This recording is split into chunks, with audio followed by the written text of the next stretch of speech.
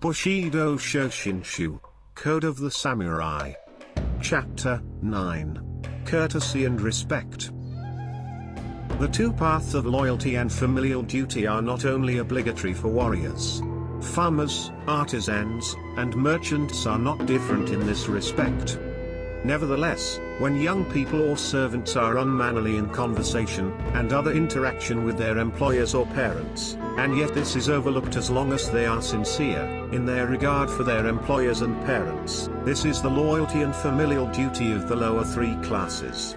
In the way of warriors, no matter how much you may treasure loyalty and familial duty in your heart, without the courteous manners to express respect for your employers and honor for your parents, you cannot be said to be in accord with the way.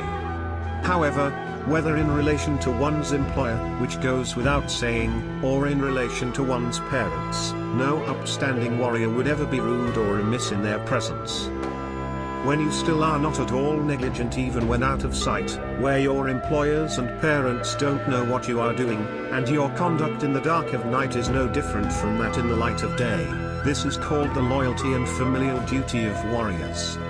Wherever you sleep, don't point your feet in the direction of your employer. Where you set up straw bundles for archery practice, don't let the arrows land in the vicinity of your employer, and when you set your spear and sword on their axe, don't point the tips toward him. In addition, sit up straight whenever you hear something or say something relevant to your employer. It bodes ill to lie around in a slovenly manner gossiping about your employer, or to read a letter from your parents too casually, throwing it away afterwards or tearing it up to make pipe cleaners or lamp cleaners.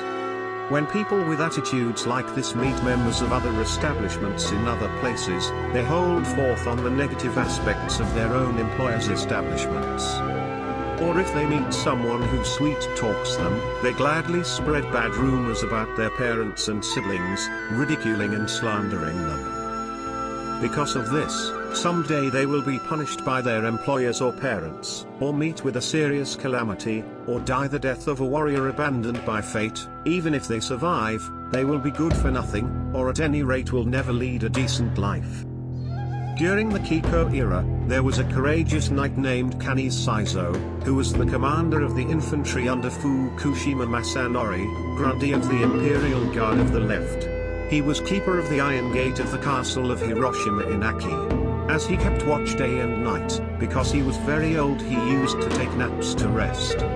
Once an acolyte in Masanori's personal service came to Saizo while he was napping, bringing a quail caught by a falcon. The acolyte reported that the quail had been sent to Saizo by Lord Masanori, whose falcon had caught it.